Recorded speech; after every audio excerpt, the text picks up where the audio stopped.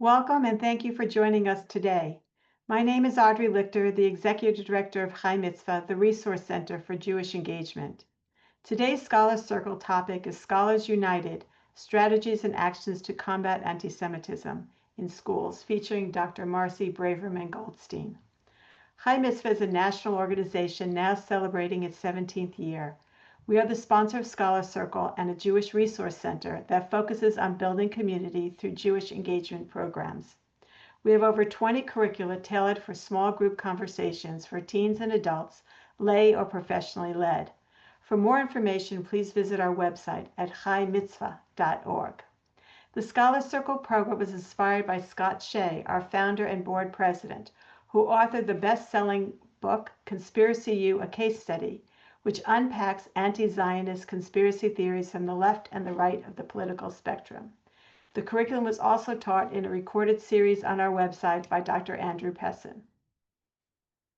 The Scholars Circle program hosts lectures by prominent scholars every 2 weeks on topics relating to Israel and the Jewish community, geared towards rabbis, educators, and lay leaders who are charged with explaining the complex issues the Jewish community is facing. To that end, each lecture will have a resource guide that will be sent to you after the lecture. A recording of each lecture is accessible on our website and will be shared with you through email. We are excited to continue the Scholars Circle program, and we need your support to keep it thriving. Scholars Circle has engaged nearly 4,000 participants since 10/7. Your donation will enable us to continue bringing international scholars to you at no charge to share their expertise on the evolving Jewish world in the aftermath of October 7th. Thank you to all who have already contributed. To make a donation, please visit chaimitzvah.org, click the gold menu tab Scholars Circle, and select Support Scholars Circle. This will be included in our follow-up email as well. Thank you for considering supporting this engaging program for all. The program's recording will be sent to you via email in a few days and will also be available on our website, chaimitzvah.org. Dr. Marcy Braverman-Goldstein is Director of Academic Engagement at the Institute for the Study of Global Antisemitism and Policy, also known as ISGAP. Her doctoral research was in religious studies at the University of California, Santa Barbara, and focused on Hindu traditions in India and America. For 20 years, she has taught world religions at UNC Charlotte, UC Riverside, American Jewish University, and Davidson College. In addition to her role in ISGAP, she is founder of Sanskrit Revolution, through which she teaches the language of yoga and the history of religions at yoga schools nationwide. Marcy is committed to deepening people's knowledge, sharpening critical thinking, and inspiring personal growth to foster constructive public discourse and a strengthened civil society. We welcome audience questions, and please use the Zoom's Q&A box to submit anytime. Dr. Marcy Braverman-Goldstein, welcome to Scholar Circle. All right, so I participated in this incredible program this summer called the ISGAP-Oxford Summer Institute for Curriculum Development in Critical Contemporary Anti-Semitism Studies through ISGAP. And I just want to tell you some of the highlights about the program. Maybe you'd like to participate, or you know other people who will. It's very educational. And so I'm going to go through and share with you as much as I can fit into the next 35 minutes or so. It was an extraordinary educational gathering of scholars worldwide, an intensive, immersive, rigorous 12 days that I found to be intellectually riveting with a lot of complex information given, also emotionally disturbing given that we were focused on anti-Semitism historically and globally. It was also, though, socially rewarding because we met each other, and I now have new colleagues and friends from around the world. And it was also professionally exhilarating in that ISGAP really is coordinating an organized global network of scholars and other people interested in the issues at hand. So I also felt a lot of hope, and I saw a lot of brilliance and determination and resilience. So who attends this Summer Institute? It's mostly professors, but also educators and policy analysts, administrators, lawyers, and others focused on academia, including some people in K-12 education. People are mostly Jews, but also Muslims and Christians and people of no religion necessarily, all across the globe, many different countries, and even most continents, I would say, were represented. And scholars come from all the different disciplines: political science, history, sociologists, Jewish studies, law. I met a math grad student, and my own discipline of religious studies. It's bipartisan. So I met people who come from all different parts of the political spectrum with respect to American politics, Canadian politics, Israeli politics. And the program is offered by ISGAP. So as Audrey said, ISGAP is an acronym. It is the Institute for the Study of Global Anti-Semitism and Policy. And I'll just read a little bit from the website so that you get a sense of what this organization is about. It is a global interdisciplinary research center that is dedicated to the academic study of anti-Semitism. It is fighting anti-Semitism on the battlefield of ideas.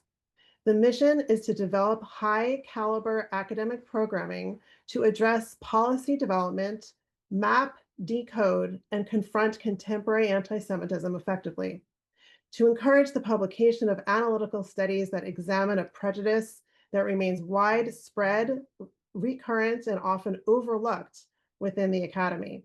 It's a nonpartisan organization dedicated to creating a vibrant space within classrooms of universities throughout the world in which scholarship, discussion, and debate can develop and be nurtured. And what is the Summer Institute? It's just one program of many that ISGAP offers. And here's a description of it by Dr. Charles Asher Small, who is the founder and executive director of ISGAP. The Summer Institute makes inroads into academia by creating a space for the study of critical contemporary anti-Semitism as a new academic discipline. In effect, we are beginning to break the taboo and the silence surrounding this issue. We must turn the tide of anti-Semitism that is being normalized, not only on our campuses of our universities, but more importantly, within our classrooms and curriculum. The demonization of Judaism, Israel, and Zionism in the academic discourse at our best universities is not a parochial problem for the Jewish people, but an assault on basic democratic principles, values, and practice. As Professor Elie Wiesel always taught, anti-Semitism may begin with the Jewish people, but it never ends with the Jewish people. Once this form of hatred is unleashed, it knows no boundaries, attacking other groups as well as our democratic institutions. Through our groundbreaking Summer Institute, together we continue to develop formal and informal networks of scholars committed to this goal.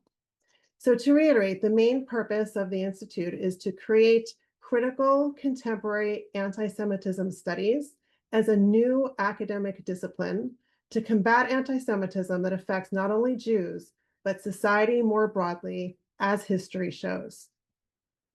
The Institute culminates in a curriculum development workshop. So everybody develops a new syllabus or a project and presents it to everybody else. And there were many presentations throughout these 12 days where we were together from morning till evening. And I just want to pick out some of them that are just some of the highlights. This one was called Islamism Beyond Islamists. And I think these terms are really important for people to know. An important distinction is that Islamism is not the same as Islam. The Muslim Brotherhood created this term in Arabic to differentiate Islam from Islamism, which seeks to set up a utopian Islamic state around the world with use of force as necessary. Islamism also rejects Muslims who don't comply. There are 7 key ideas listed here on this particular slide: otherization, collectivism, the oppression narrative, collective guilt, supremacist narrative, self-defense narrative, and the idea of violence.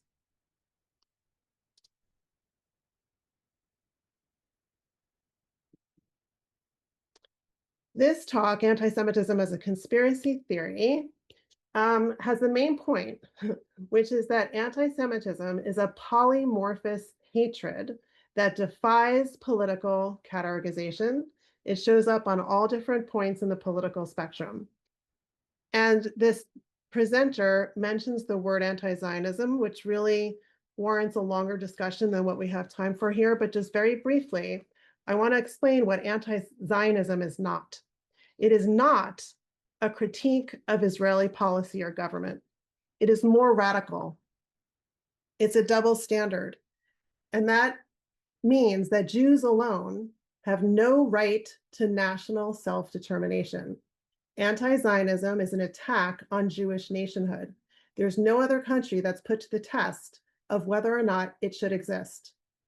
Anti-Zionism is a hate movement, and the most prominent expression today of hatred of Jews, which infamously morphs through the ages. Jews, the white label in contemporary critical theory. This refers to the fashionable ideology of white oppressor versus Black oppressed. It's an unnuanced binary. Jews are categorized as white oppressors and always judged as part of a group, even though most Israelis are brown skinned and Jews are not white, according to white supremacists and, of course, Nazi Germany. And what we see here in this image is Ahed Tamimi, who was detained and arrested. She's a Palestinian. And here she's escorted by an Israeli prison personnel.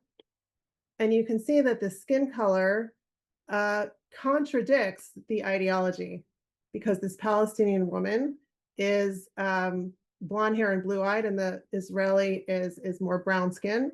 So the ideology is not squaring with reality. There were many presentations about the rise of anti-Semitism in the world and education. Charles reiterated several times throughout the 12 days together that the ideology starts in the classrooms, it moves to the encampments, and then it shows up on the streets. So in other words, what happens in academia does not stay in academia. Unlike in Vegas, what academics come up with eventually shows up in society. Professor Carrie Nelson spoke a couple of times, and he has a new book coming out called Mindless: What Happened to Universities. And it's about the toxic and dangerous fervor that took over universities, especially post October 7th. And I wanted to recommend that book. This talk, Contemporary Sociology and Contemporary Anti-Semitism, is about something that happens historically. There's a death, it's blamed on the Jews, and this is called a blood libel.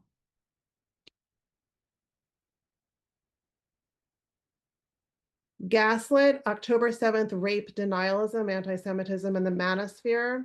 We see here in the middle of the page some infamous images of what happened. Gleeful barbarism is possibly a term that encapsulates the rape, murder, abduction, and the exhilaration, and the performance of it, because the perpetrators took photos and videos of their actions. We see here bloodied pants, the act of abduction, murdered bodies, corpses being paraded and bragging about it. And then some people, including some feminist professors, denied and still deny that it all happened. There's an acronym that's very useful to explain this on the right-hand side if you don't know it, DARVO. DARVO stands for Deny, Attack, Reverse, Victim, and Offender. And this really explains what happened. So at that point in time, and other times as well, this is when Me Too, Unless You're a Jew, started trending. And we were asking, what happened to believe women? The double standards are very intense.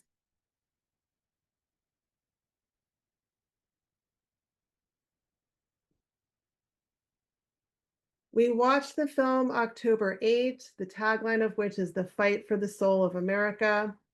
This is a wonderful, very intense, but very informative documentary film about the explosion of years-long orchestrated hate on campuses. There's footage from extremism analysts, politicians on both sides of the aisle, professors, and others. Two key points among many that this film makes. One, you can see here on the screen, the Day of Resistance Toolkit.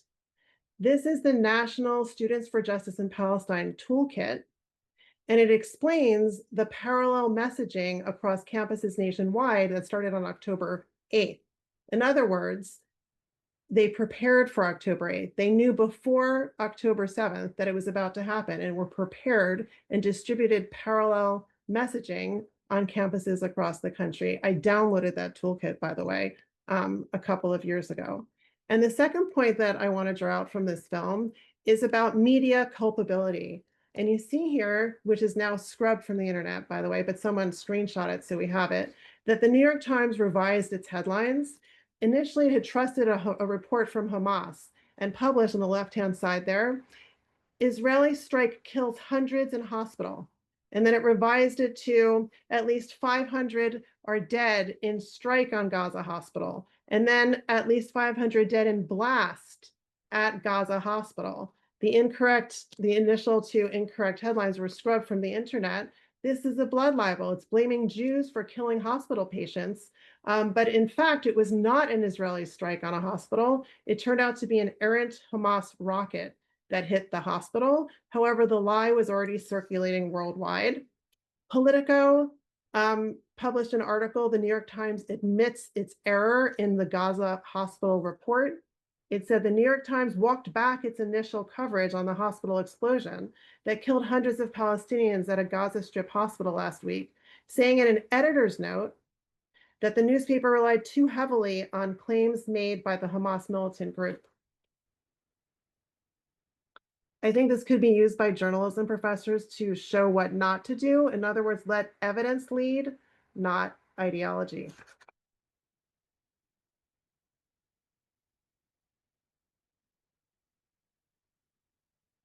We were watching the news during our program, and what we saw was the genocide libel showing up in starvation version. The New York Times published a story about the horror of a starving child who was in fact not starving. This child was sick. And so the New York Times issued a correction and said that the child had pre-existing health conditions that predated the war. The initial story went out to 55 million followers, and the correction was sent only to 80,000.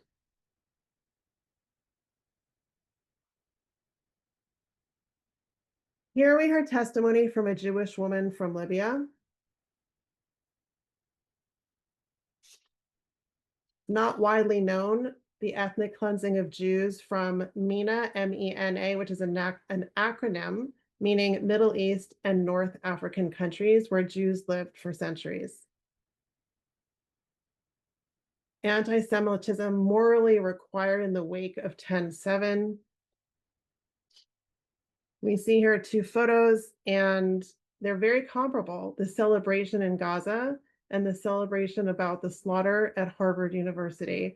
And there are many academic associations listed in this slide at the bottom there that boycott Israel and Israeli scholars in a variety of ways.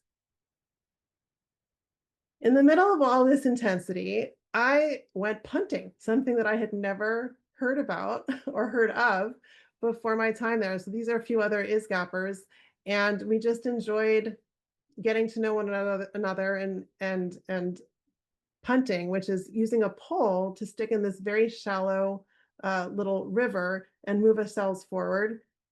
And it just, I think, shows resilience and the fact that we were really gaining a network of friends. The program was intense intellectually and emotionally, but also it was very much about the people and creating a community. What does the Quran really say about Jews? This presentation was what I would call, textual analysis. So a few verses say, don't be friends with Jews. And you might have heard the verse where the Quran says that calls Jews apes. But I want to ask if anybody knows the context of that line. It says in verse 2.65, and you surely knew those of you who transgressed the Sabbath. We say to them, be despised apes.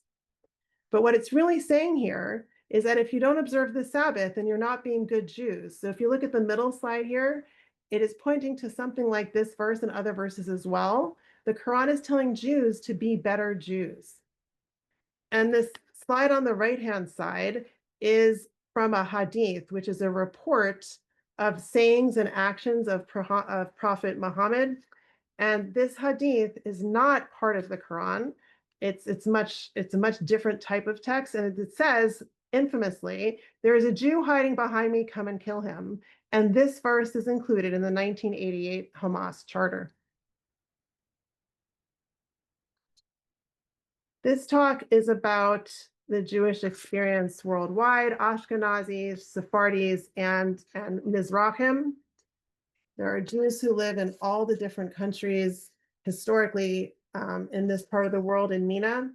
And the speaker addressed a term called Ashken normativity, that not all Jews, even though most in America are Ashkenazi, Jews worldwide have all these different heritages.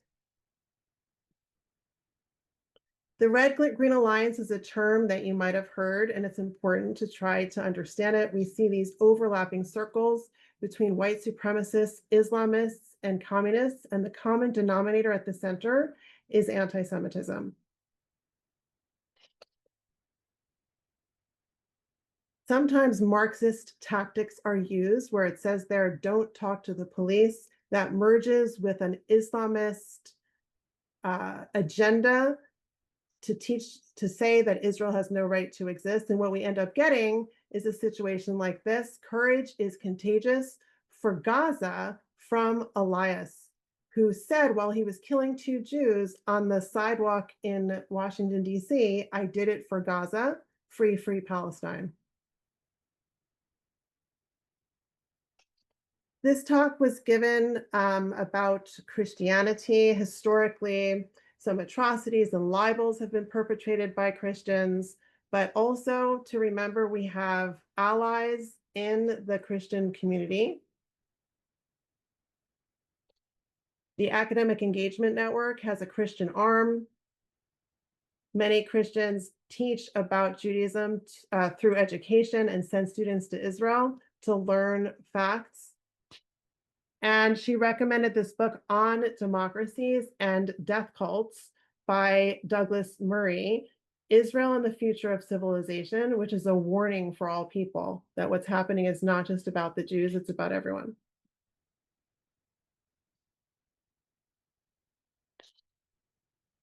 Capturing the impact of contemporary anti-Semitism, insights on Jewish well-being and belonging on college campuses. This is about the perception by the majority versus the lived experience of the minority. A lot of people might say everything is fine, but it's really not. There's many things going on that are invisible to other people. There's what's called ambient anti-Semitism in daily life. Some students are asked where their horns are. People are called filthy Jew. Zio is a slur. Vandalism happens to Jewish fraternities, and the list is actually endless. And this needs to be measured. So this professor, she's doing her research that's applying the microaggression framework to measure anti-Semitism and anti-Semitic experiences. Igbos and their struggle against anti-Semitism was presented by this rabbi from Nigeria, and this reveals what could be called Eurocentricity. The Jewish Igbos in Nigeria are descendants of dispersed tribes, and they deal with anti-Semitism from Nigerian leadership.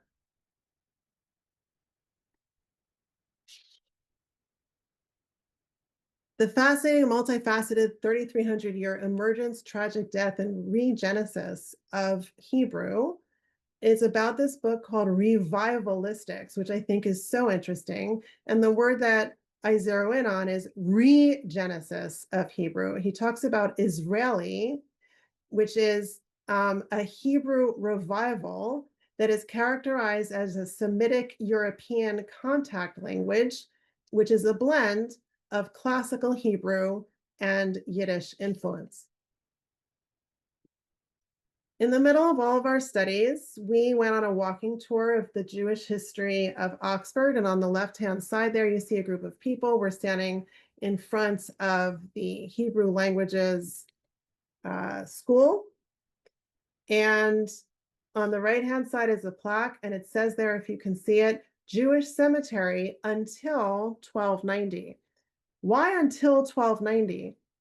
Well, in 1290 is when the king expelled all Jews from England, forcing approximately 3,000 people to leave the country, and they were not allowed to return for over 360 years.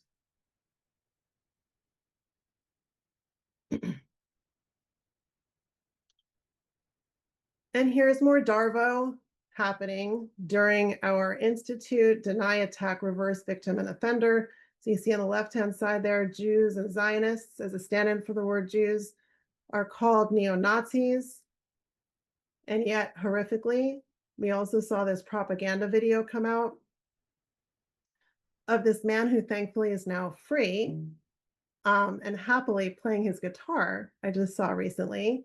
But at this time, he was a hostage in a Hamas tunnel underground, starving and forced to dig his own grave, which thankfully he is not in. This is a clear example of Darvo.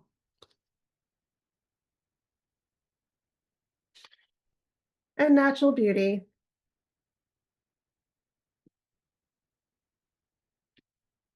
A view from South Africa. This professor talked about apartheid in South Africa.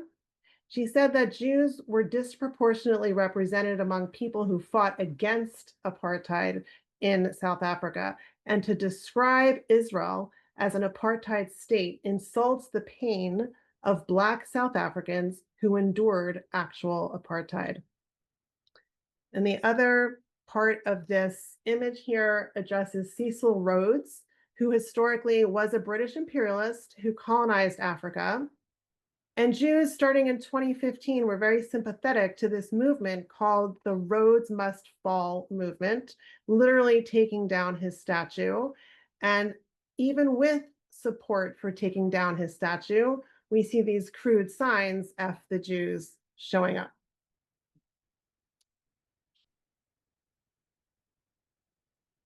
Examining common libels against the Jewish state.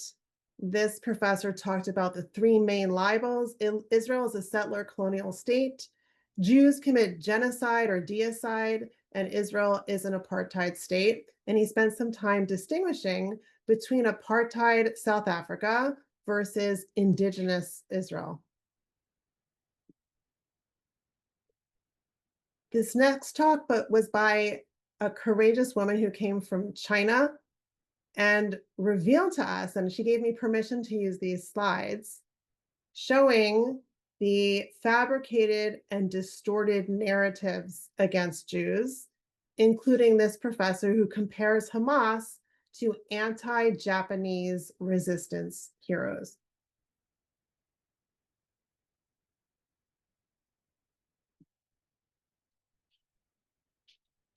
Israel and Iran, the long war comes to a head.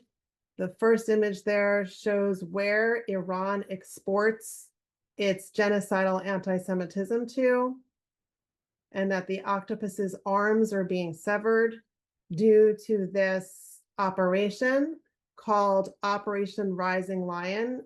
And I want to explain how important the name of this operation is, because lion symbolism is historically used among people in both Israel and Iran.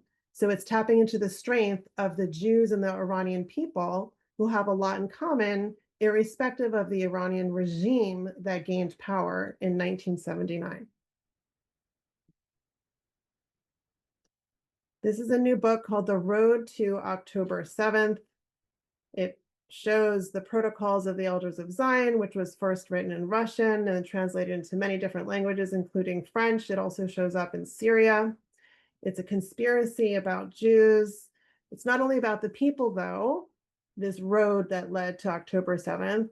There's also been plenty of desecration of Jewish holy books historically, especially this one incident in 1920s in Hebron, which really shows that these haters will kill Jews both before and after Israel was reestablished in 1948. So the hate is really not about whether Jews are in their historic homeland. On the upper right-hand side there's a street called Dalal Mughrabi Street. It's named for this person who was a leader in the Coastal Road Massacre in 1978. That's pictured on the lower right-hand side there, where you can see a blown up vehicle. And the street is named after this person.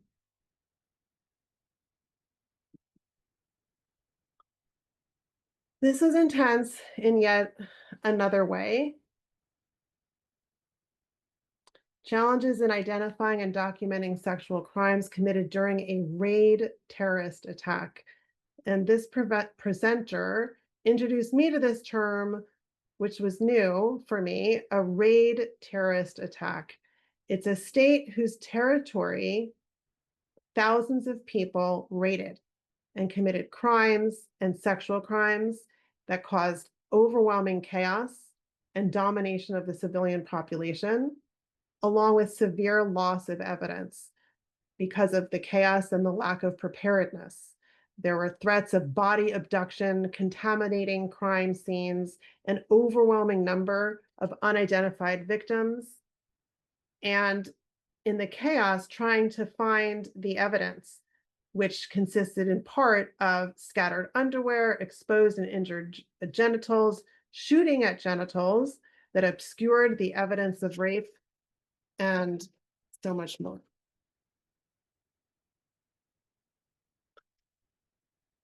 This presentation was about AI, hate through the ages, that shows up in all these different media and methods of communication.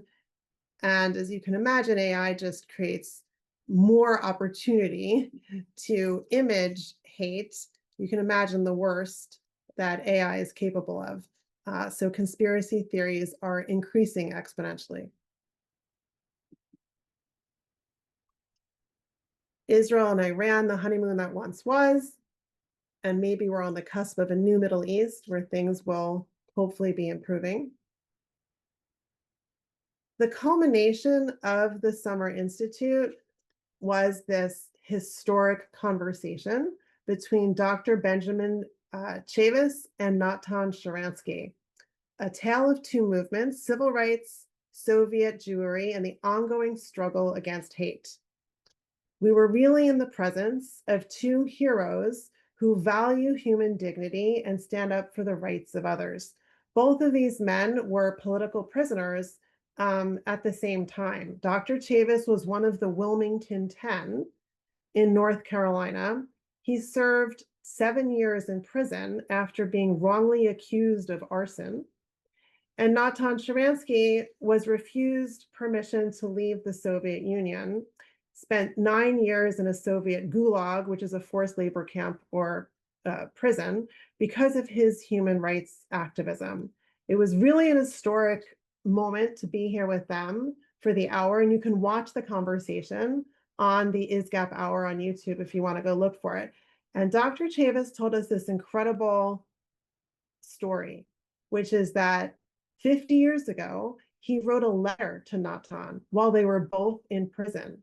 And he tried at the time to sneak the letter to him out of his own prison, but it never reached Natan.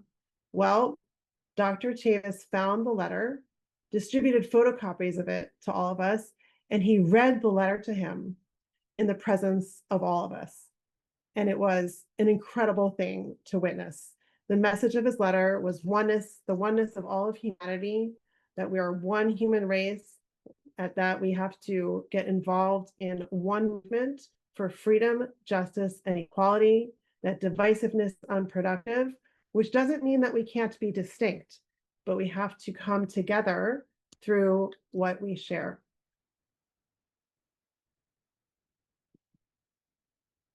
And like I said earlier, the Summer Institute culminated in curriculum development, where people put together a new syllabus or a project to share in their schools. And I gave a presentation about comparative indigeneity, comparing the sacred geography of Hindus and Jews, which I'm going to be teaching about at an upcoming ISGAP program. And on the left-hand side, there I am at the cemetery beside Max Mueller, who's buried there. And Max Mueller is someone whose name I've known for a couple of decades. He was one of the first comparative Indologists who discovered religions around the world. And he made this incredible statement, which is, "He who knows one knows none." And it's an invitation to learn about others. And in so doing, you learn more about yourself. So I kind of got to visit him and be inspired by him and create this new class.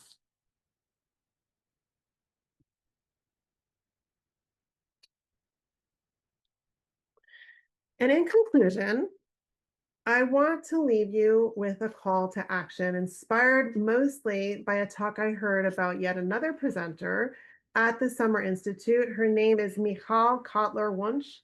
And at the time, she was Israel's special envoy for anti-Semitism. In September, she actually quit the position, citing the government's failure to adopt a national strategy to combat anti-Semitism. And she was incredibly compelling speaker. She was like a fire hose, opened her mouth, and I was riveted and very inspired by her 45-minute or so talk.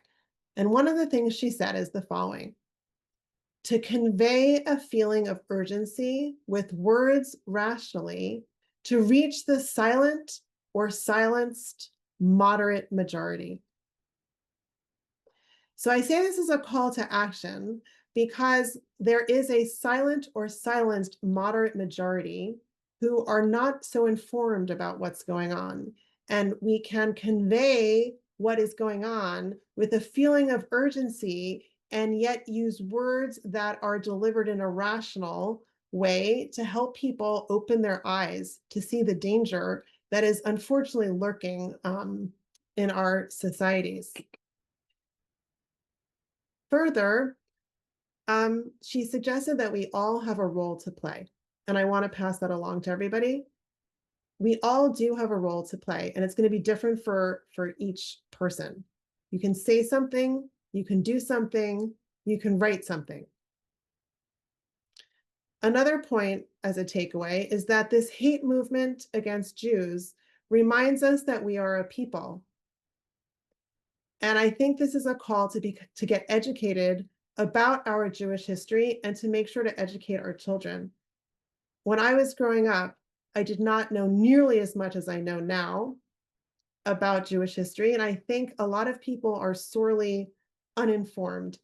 And it's an incredible, eye-opening experience to really learn about our history and to make sure that we pass it along to our children. And then the third point is simply that courage is contagious.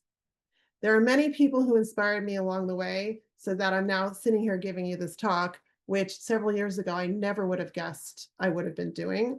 But here I am, and every time each person says something, does something, or writes something, it has a trickle-out effect that will inspire other people to do the same thing. There are so many ways to do it, and I just listed a few programs here offered through ISGAP, the Summer Institute for Curriculum Development that I just described. There are also certificate programs in critical contemporary anti-Semitism studies. They're all on, it's online. It actually starts soon. There's a commitment of about 6 classes and a project afterwards. It's open to mostly scholars, but anyone who wants to take it is certainly welcome. You can also just take one class. You don't have to commit to the entire program. There are also seminar series coming up in French, Spanish, and Arabic. It's all online, and there's live English interpretation. There's a network of research fellows that you can get involved with. There are mentorship programs where you can apply to be either a mentor or a mentee. And there are microgrants for scholars who need a bit of funding to go to a conference or other things. We also have a resilience group, which meets weekly. The ISGAP Hour is an online podcast. And Follow the Money is another podcast series that is looking specifically at foreign funding into institutions in higher education. And if you want to sign up for the newsletter, you'll get a weekly blast of information. It's chock full of a lot of information. If you want to sign up for that, I would highly recommend it. And the website is at the bottom. And I really hope that this has been informative. There are so many ways to get involved, and I will look forward to whatever questions people have.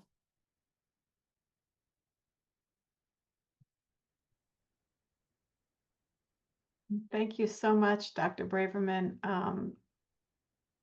Uh, that was an amazing institute you participated in, and sharing with us so many of the presentations. It's quite overwhelming, I think, from all the different perspectives that anti-Semitism, anti-Zionism, uh, if the audience is feeling the way I'm feeling, it feels quite overwhelming that we're being hit from so many different angles, historically, politically, sociologically, and uh, in so many different ways.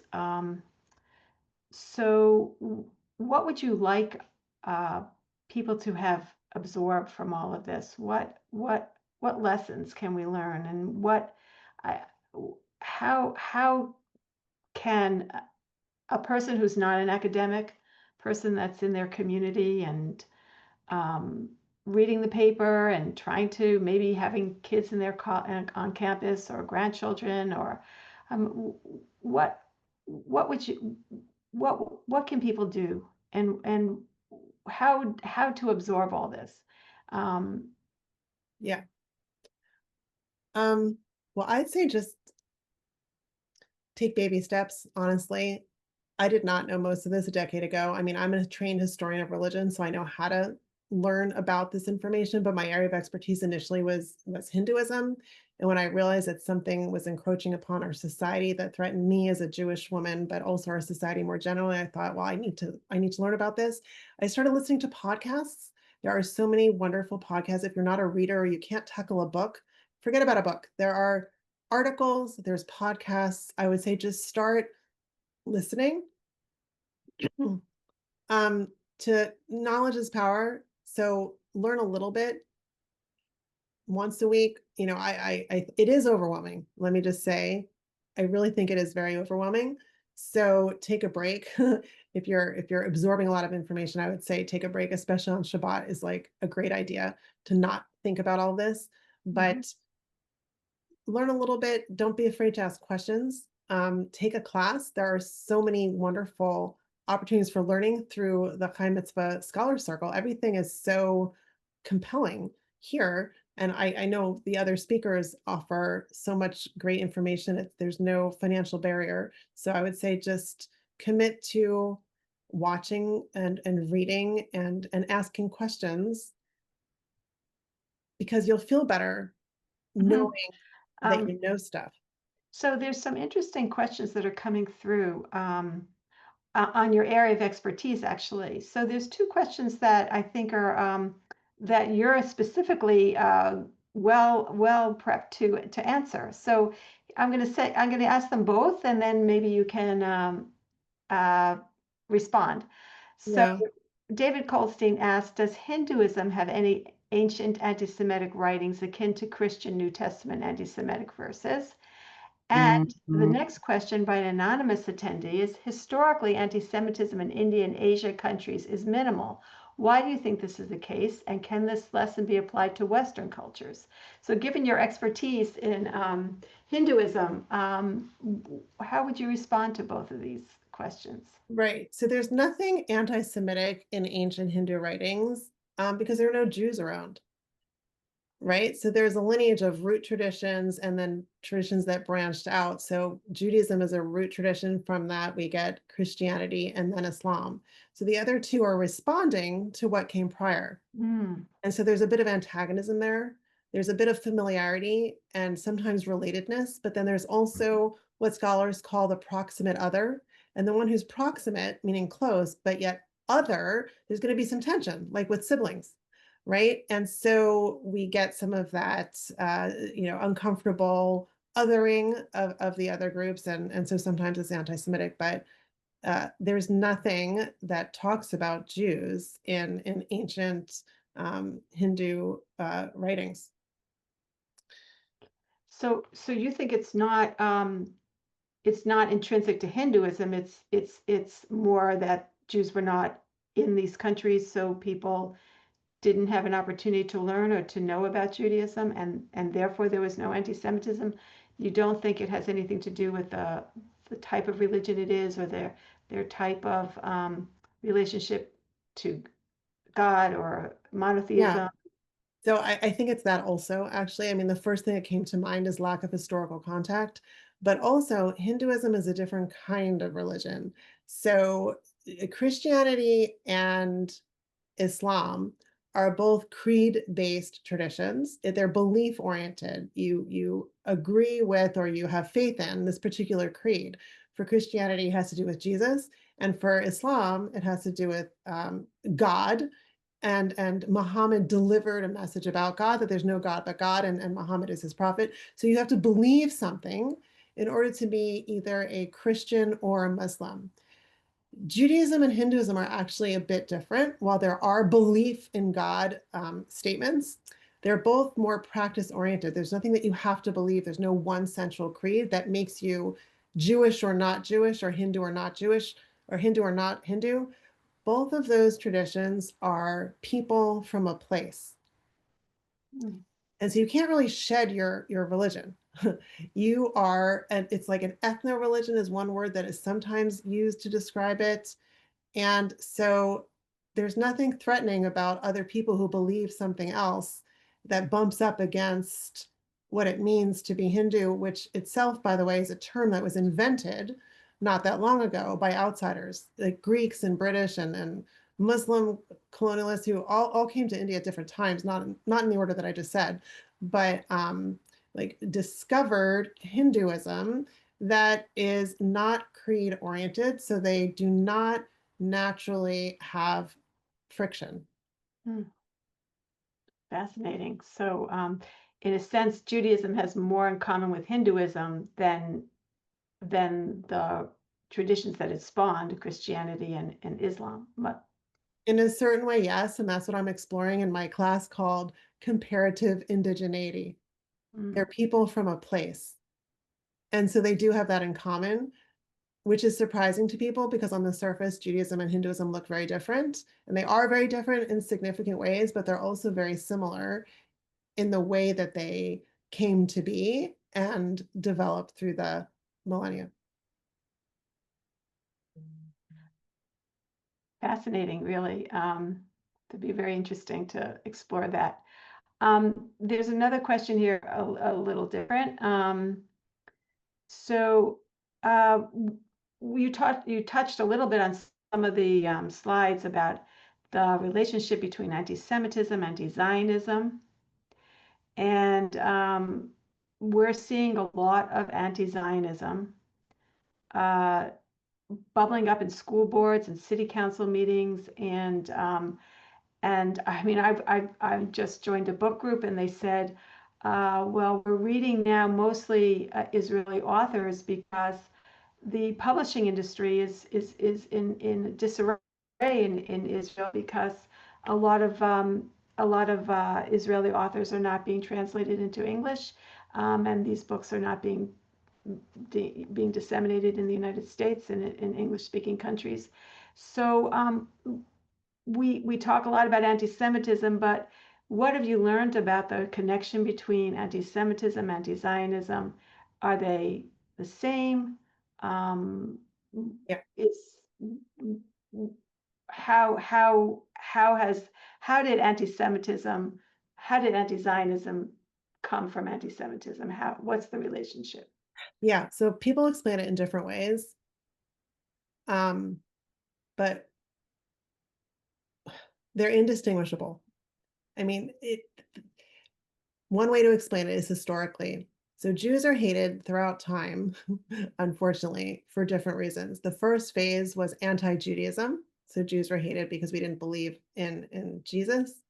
And then the next phase was anti-Semitism, hated because we are an impure race, according to the white supremacists, right?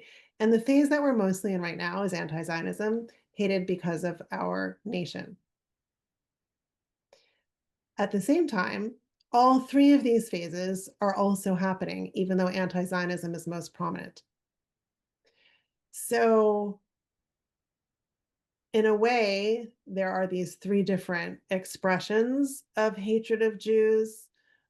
Another way of looking at it, I think, is that anti-Semitism is an overarching, like an umbrella category that has many different expressions, and anti-Zionism is the current one, usually.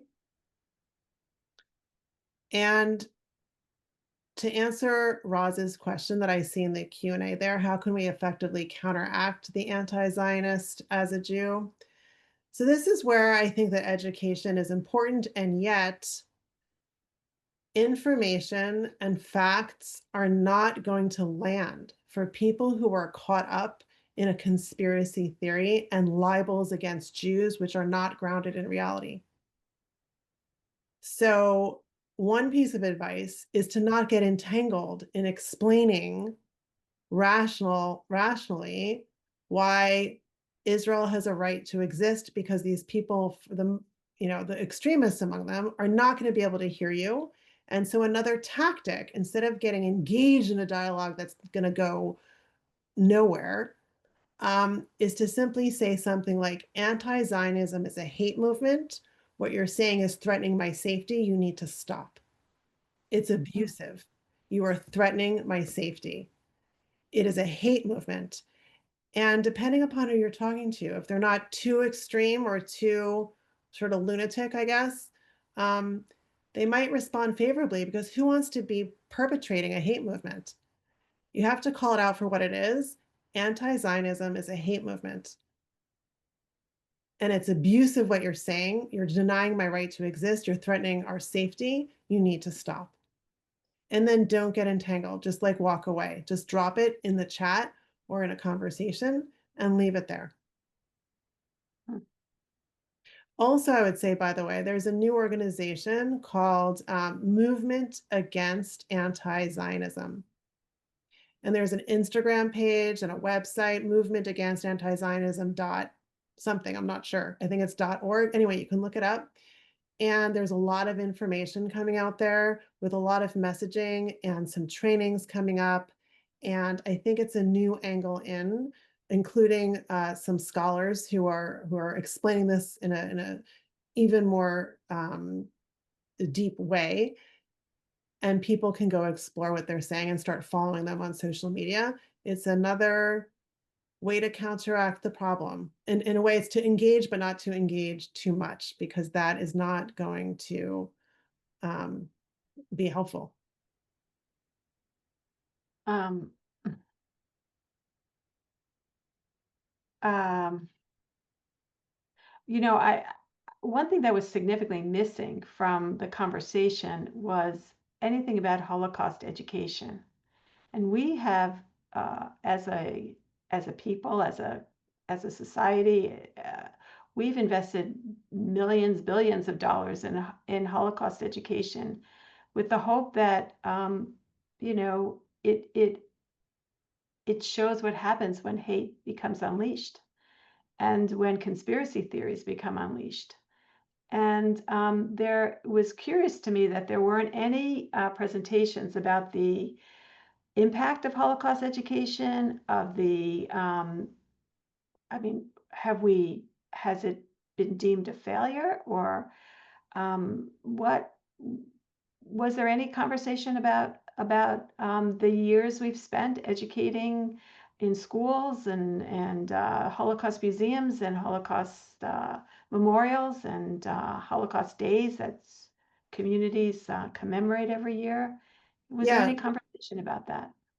not much, actually, not that I can think of much at all. I mean, it came up just kind of incidentally, but not in any presentations.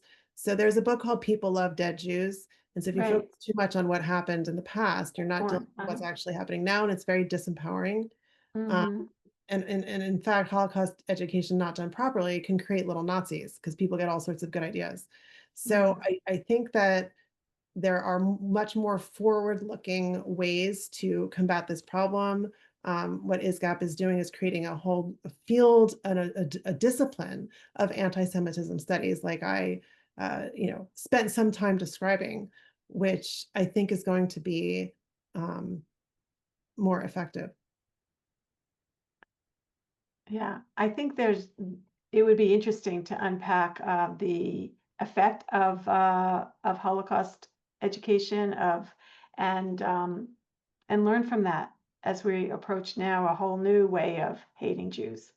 Um, so there's a number of questions about Sifriat Pajama. That's a wonderful PJ library.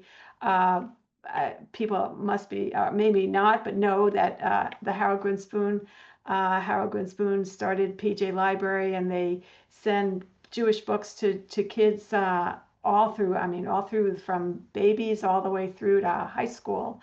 Mhm. And Sifriat Pajamas is the Israeli component, and it goes to Arab children as well. It's a very beautiful thing and very popular in Israel. And was there any conversation about the impact of Sifriat Pajamas on what's happening on if it's made an impact in I had not heard about it until somebody just put it in the chat here. I know about PJ Library, but not that particular yeah. program. So be interested to see whether or not you know Yeah. their books have had an impact, because we are being told that they're going to change the curriculum, that we have to change the curriculum in Hamas, in the Gaza schools, and it has to start with the kids and what they're learning. Yeah, that is happening. Mhm. So in some countries, they are already voluntarily changing their curriculums that people are not taught to hate Jews from the minute they're born. And I think it's going to take at least a generation, but hopefully other countries will come on board with that so that the hate movement, diminishes. I also wanted to address Cheryl's question. There's this Mhm. new book, As a Jew. So the as a Jews are saying we can be Jew without Israel. And so you cannot extricate Israel from Judaism. Israel and Judaism go hand in hand. Judaism was born from Israel. Jews face Israel whenever they pray. Their sacred center is in Israel. I mean, I can go on and on. Um, and I would just caution people who make this statement because, as we see from history, you can try to differentiate yourself from who you are and not be as Jewish, but Hitler killed those Jews too. Hamas did not distinguish among the types of Jews that they killed. They killed the most peace-oriented Jews who wanted so much, who were living right there, who strived to work and live together. Well, Hamas killed them too. And Hamas, unfortunately, and other, Islamists are not going to distinguish between Jews who align with Israel and who don't. I think it's a very short-sighted way of being. If somebody doesn't want to have Israel be a part of their expression of Judaism, that's fine, but let's be tolerant because if others do, then they should be able, to express their Judaism and their Jewish identity that way. That would be tolerant. Um, there's a number of questions, and one was how to reach you. So if people go on the ISGAP website, will they find your contact and a way to um, reach out to you? Thank you. I don't know if my website, if my email address is there. I'll just tell you now, it's Marcy, Marcy .goldstein@isgap.org. Uh-huh. Okay. Yeah. And we'll put that in the follow-up email to everyone so they can be in touch with you. And good luck on your new position. And it's what ISGAP is doing is an amazing organization. And I encourage everyone to go on their website, and it's an evolving organization and lots more to come. So we're really excited to have you share some of your experience this summer. We're going to be switching gears next week. Um, for those of you who have seen Guns and Moses, the movie, we are going to have a really wonderful conversation between Scott Shea, our founder and board chair, and Salvador Litvak on Inside Guns and Moses, an exclusive interview with the director next Tuesday the 28th of October at 7 p.m. Eastern Time. So if you haven't seen Guns N' Moses, see if you can see it before. It's really a wonderful, it's really a very, very whodunit, very captivating movie. It's great. And I think Saul Litvak is really going to be very interesting to listen to. So Salvador Litvak. So we'll see you next Tuesday, October 28th at 7 p.m. And thank you so much for such an enlightening conversation tonight. And check out ISGAP, and we'll be following your career there as well. Thank you all, and we'll see you next Tuesday night. Take care.